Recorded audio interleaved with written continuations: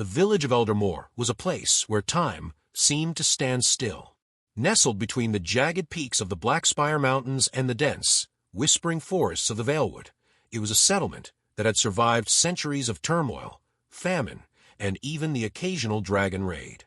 The people of Eldermoor were hardy folk, their hands calloused from years of toil, their hearts hardened by the harsh realities of life on the edge of civilization. They were a people who believed in tradition, in the old ways, and in the stories passed down from generation to generation. And among those stories, none was more feared or reviled than the tale of the dragon known as Vyrrath the Uncontrollable. Vyrrath was no ordinary dragon. Unlike the majestic, fire-breathing beasts of legend, Vyrrath was a creature of chaos and destruction. His scales were a patchwork of black and crimson, his eyes a burning, malevolent yellow. He was said to be cursed, a dragon who had been rejected by his own kind for his uncontrollable rage and insatiable hunger. For decades, he had terrorized the region, leaving a trail of devastation in his wake. Villages burned, livestock slaughtered, and people vanished without a trace. The people of Eldermoor lived in constant fear of the day when Vyrrath would turn his wrath upon them. It was into this world that a young girl named Elara was born. Elara was different from the other children of Eldermoor. While they played games of tag and hide-and-seek, she would wander the edges of the forest, her eyes scanning the horizon for signs of the dragon. She was fascinated by the stories of Vyrrath, not because she feared him, but because she felt a strange, inexplicable connection to the beast. She couldn't explain it, not even to herself, but deep down, she believed that there was more to the dragon than the tales of terror and destruction. Elara was an orphan, her parents having died in a fire when she was just a baby. She had been raised by her grandmother, a stern, no-nonsense woman who had little patience for Elara's flights of fancy. "Dragons are not to be trifled with, child," her grandmother would say, her voice sharp with warning. "They are creatures of darkness, and they bring nothing but death and despair." But Elara couldn't help herself. She would spend hours in the village library, poring over ancient tomes and scrolls, searching for any information she could find about Vyrrath. She learned that he had once been a noble creature, a dragon of great power and wisdom, but something had happened to him, something that had twisted his mind and turned him into the monster he was today. She couldn't shake the feeling that there was a way to save him, to bring him back from the brink of madness. One day, as she was returning from the forest, Elara heard a commotion in the village square. A crowd had gathered, their faces pale with fear. In the center of the square stood the village elder, his voice trembling as he addressed the people.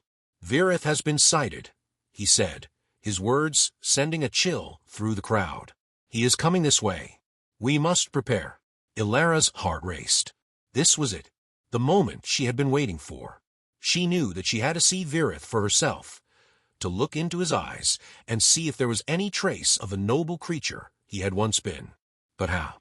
The village was preparing for battle, and no one would let a young girl anywhere near the dragon. As the sun set and the villagers began to fortify their homes, Elara slipped away, her heart pounding with a mixture of fear and excitement.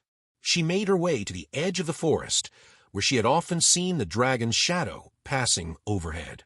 She waited, her breath coming in short, shallow gasps, her eyes fixed on the darkening sky. And then she saw him. Vyrrath was even more terrifying than she had imagined. His massive form blotted out the stars, his wings casting a shadow that seemed to stretch for miles. His eyes burned like twin suns, and his roar shook the very ground beneath her feet. But as she looked into those eyes, she saw something else, something that made her heart ache with a strange, inexplicable sorrow. The dragon landed in a clearing not far from where she stood, his massive body shaking the earth. He turned his head, his eyes locking onto hers. For a moment, they simply stared at each other, the girl and the dragon, two beings who should have been mortal enemies. And then Vyrrath spoke. "Why do you not run, little human?" he growled, his voice like thunder. "Do you not fear me?" Elara swallowed hard, her throat dry. "I don't know," she whispered. But I think I can help you. The dragon's eyes narrowed, and for a moment, Elara thought he might strike her down where she stood. But then, something in his expression changed, and he let out a low, rumbling laugh. "Help me," he said, his voice filled with bitter amusement. "You are either very brave or very foolish, little human. But perhaps you are exactly what I have been waiting for." And with that, the dragon spread his wings and took to the sky, leaving Elara standing alone in the clearing, her heart pounding with a mixture of fear and hope. Elara's encounter with Vyrrath left her in a state of shock. She had expected many things, fear, anger, even death. But not this. The dragon had spoken to her, and in his voice, she had heard something that she couldn't quite put into words. It was as if, for a brief moment, the mask of rage and hatred had slipped, and she had seen the creature beneath. But what did it mean? And more importantly, what was she supposed to do now? Elara returned to the village, her mind racing. She knew that she couldn't tell anyone about what had happened. The villagers would never understand. They would see her as a traitor, a fool who had been bewitched by the dragon. No, she had to keep this to herself, at least for now. But keeping secrets was easier said than done. The village was in a state of panic, and everyone was on edge. The elders had called a meeting, and the entire village had gathered in the square to hear what they had to say. "We must prepare for the worst," the village elder said, his voice grave. "Vyrrath is coming, and we must be ready to defend ourselves. We will fortify the village, set traps, and gather every weapon we have. We cannot let him take us by surprise." Elara listened in silence, her heart heavy. She knew that the villagers' efforts would be in vain. Vyrrath was no ordinary dragon. He was a force of nature, a being of immense power and cunning. No amount of traps or weapons would be enough to stop him. But what could she do? She was just a girl, with no power or influence. How could she possibly hope to change the course of events? As the meeting broke up and the villagers began to disperse, Elara felt a hand on her shoulder. She turned to see her grandmother standing behind her, her expression unreadable. "Elara," her grandmother said, her voice low and urgent. "I need to speak with you. Alone." Elara's heart skipped a beat. Had her grandmother somehow guessed what had happened? She followed her grandmother to their small, cramped cottage, her mind racing with possibilities. Once inside, her grandmother closed the door and turned to face her. "Elara," she said, her voice trembling with emotion. "There is something you need to know. Something I should have told you long ago." Elara's eyes widened. "What is it, grandmother?" Her grandmother took a deep breath, as if steeling herself for what she was about to say. "Your parents, they did not die in a fire. They were killed by Vyrrath." Elara felt as if the ground had been ripped out from under her. But you always said—" "I know what I said," her grandmother interrupted, her voice sharp. "But the truth is, your parents were not innocent victims. They were dragon hunters. They sought out Vyrrath, hoping to claim his treasure and his power. But they underestimated him. They paid the price for their arrogance." Elara's mind was reeling. Her parents, dragon hunters? It was almost too much to comprehend. But even as she struggled to process this new information, a part of her couldn't help but feel a spark of hope. If her parents had been dragon hunters, then perhaps they had left something behind, something that could help her now. "Grandmother," she said, her voice trembling. Do you have anything of theirs? Anything that could help me?" Her grandmother's eyes narrowed. "Help you with what, child?" Elara hesitated, but she knew that she couldn't keep the truth from her grandmother any longer. "I met Vyrrath," she said, her voice barely above a whisper. "He spoke to me. I think I can help him." Her grandmother's face went pale. "Elara, no. You must not meddle in things you do not understand. Vyrrath is a monster, a creature of darkness. He will only bring you pain and suffering." But Elara shook her head. "I don't believe that," she said, her voice firm. "There's something more to him, something that no one else can see. I have to try, grandmother. I have to—" Her grandmother stared at her for a long moment, her expression unreadable. Then, with a sigh, she turned and walked to a small, hidden compartment in the wall. She opened it and pulled out a small, intricately carved box. "This belonged to your parents," she said, handing the box to Elara. "I do not know what is inside, but perhaps it will help you. But be warned, child. The path you are choosing is a dangerous one. There is no guarantee that you will succeed."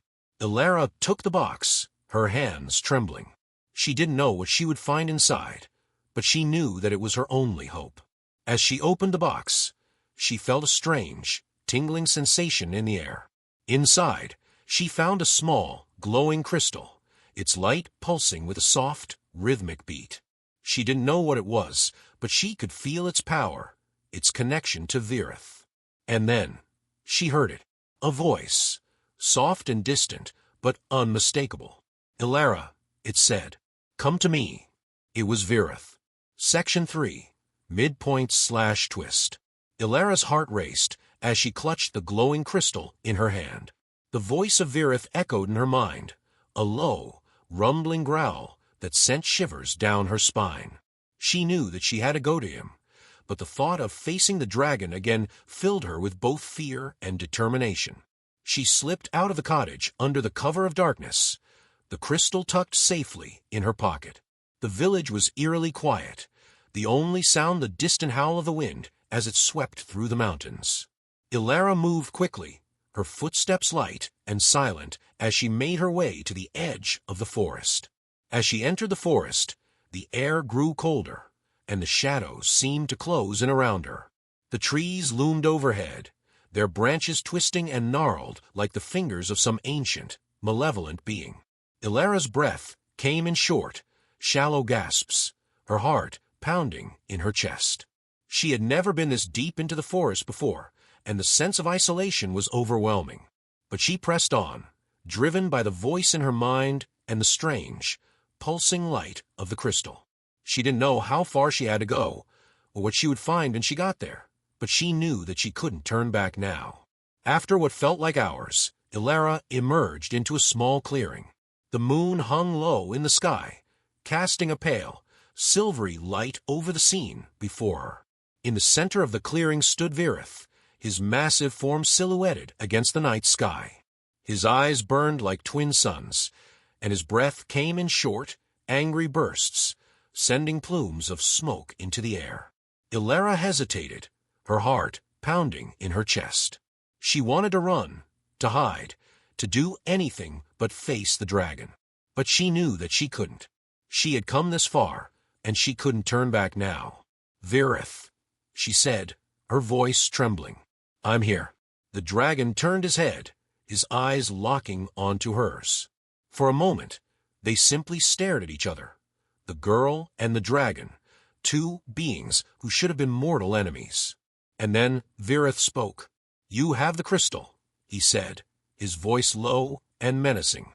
"Give it to me."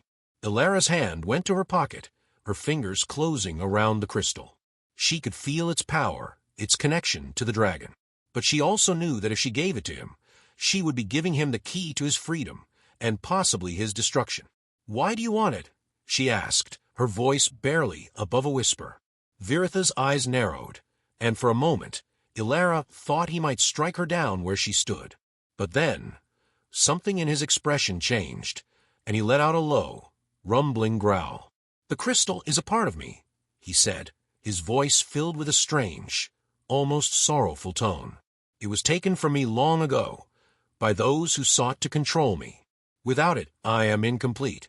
I am broken." Elara's heart ached at the pain in his voice. She had always believed that there was more to Vyrrath than the tales of terror and destruction, and now she was seeing it for herself. The dragon was not a mindless beast, but a creature in pain, a being who had been wronged and betrayed.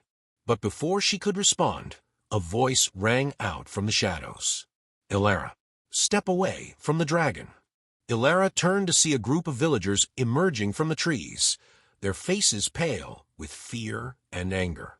At their head was her grandmother, her expression a mixture of fear and determination. "Grandmother," Elara cried, her voice filled with panic. "What are you doing here?" "We followed you," her grandmother said, her voice sharp. "We couldn't let you do this, Elara. You don't understand what you're dealing with." Elara's heart sank.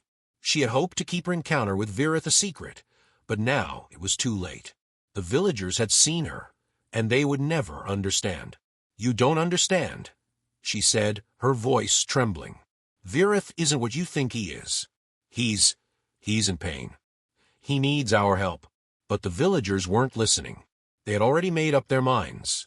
Vyrrath was a monster, a creature of darkness, and he had to be destroyed. "Step away, Elara," her grandmother said, her voice firm. "We'll handle this." Elara's heart raced as she looked from her grandmother to the dragon. She knew that if she stepped aside, the villagers would attack, and Vyrrath would be killed. But if she stayed, she would be putting herself in danger.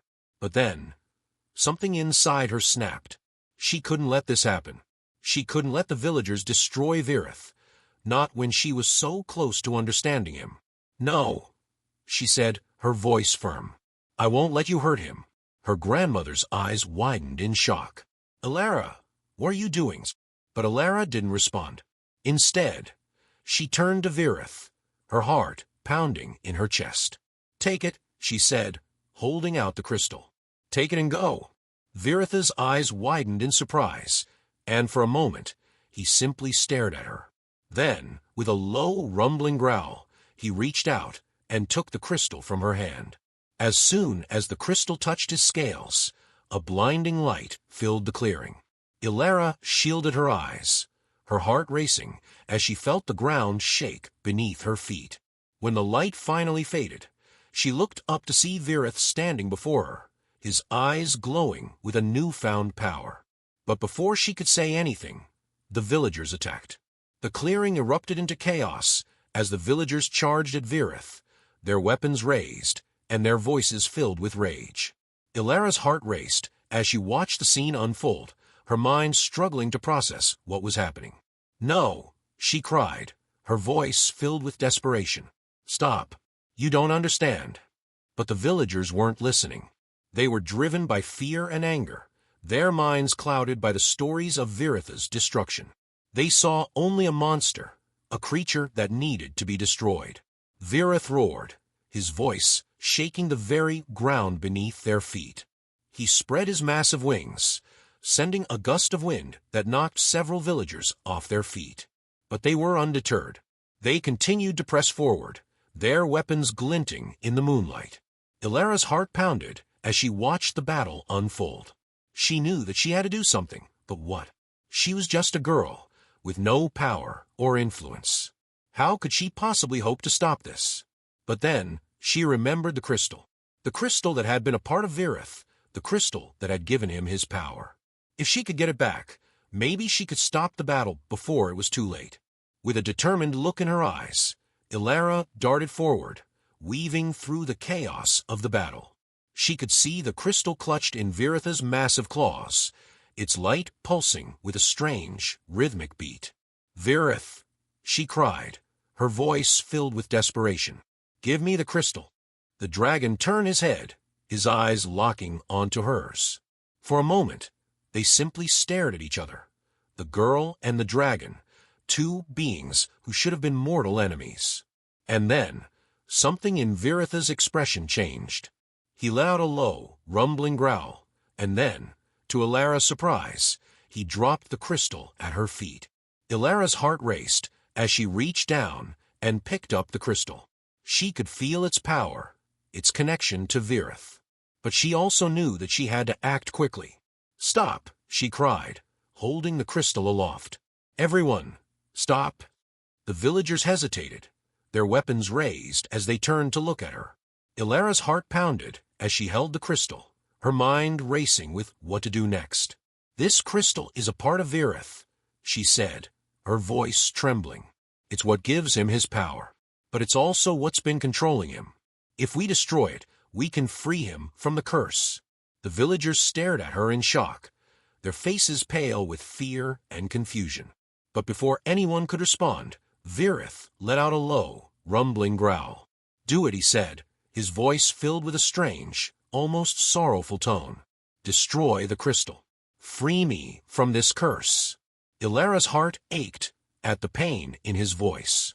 She knew that this was the only way, but it was still a difficult decision to make.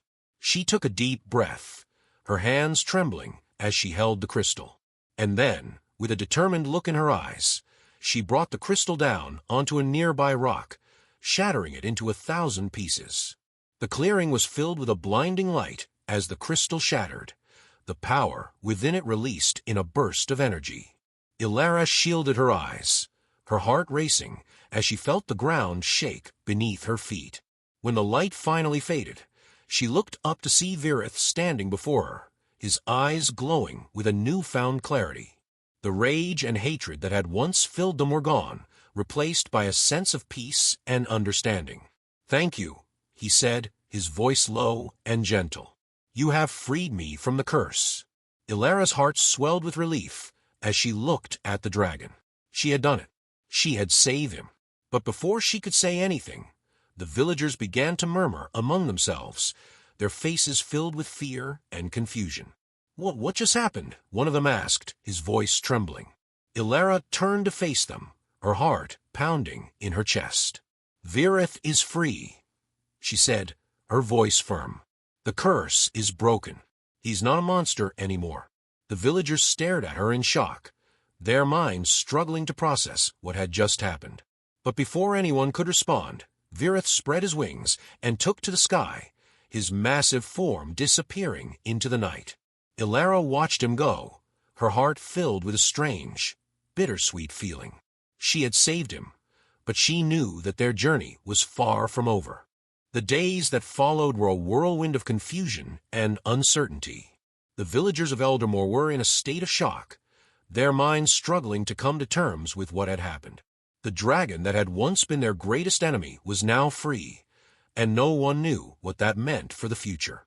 Elara found herself at the center of it all, the girl who had faced the dragon and lived to tell the tale. The villagers looked at her with a mixture of awe and fear, unsure of what to make of her. Some saw her as a hero, a brave soul who had saved them from certain doom. Others saw her as a traitor, a fool who had consorted with the enemy. But Elara didn't care what they thought. She knew that she had done the right thing, and that was all that mattered. Her grandmother, however, was another matter. The old woman had been silent since the battle, her expression unreadable. Elara knew that she had disappointed her, that she had gone against everything her grandmother had taught her. But she also knew that she couldn't have done anything differently.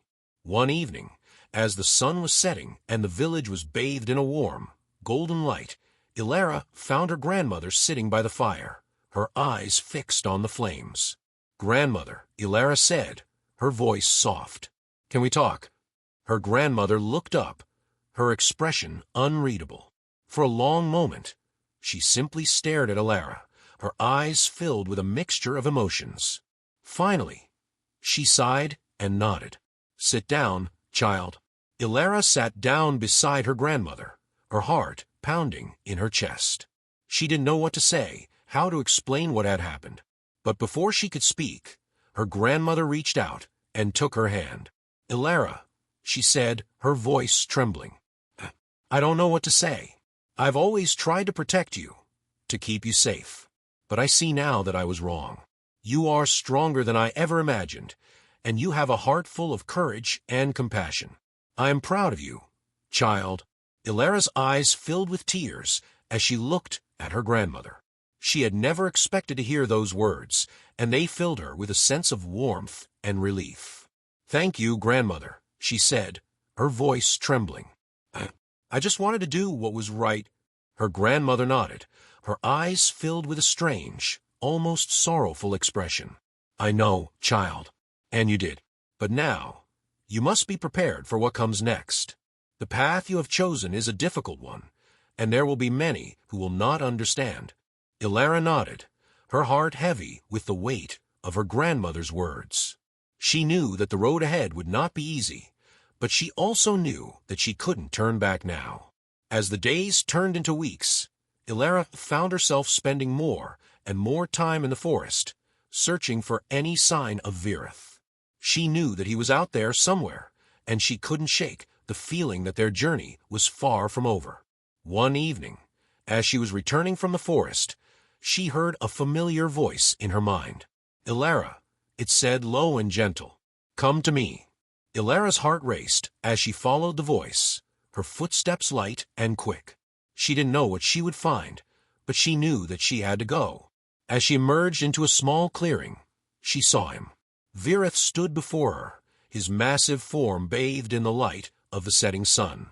His eyes glowed with a newfound clarity, and his expression was filled with a sense of peace and understanding. "Elara," he said, his voice low and gentle.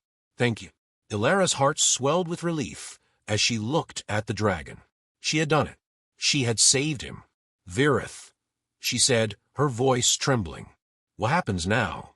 The dragon let out a low, rumbling growl, his eyes filled with a strange, almost sorrowful expression. "Now, we must find a way to heal the wounds of the past," he said. "There is much to be done, and the road ahead will not be easy. But together, we can make a difference." Elara nodded, her heart filled with a sense of determination. She knew that the journey ahead would be difficult, but she also knew that she couldn't do it alone. As the sun set and the stars began to appear in the sky, Elara and Vyrrath stood together in the clearing, two beings who had once been enemies, now united by a common purpose. And as they looked out at the world before them, they knew that their journey was just beginning. The end, or perhaps just the beginning.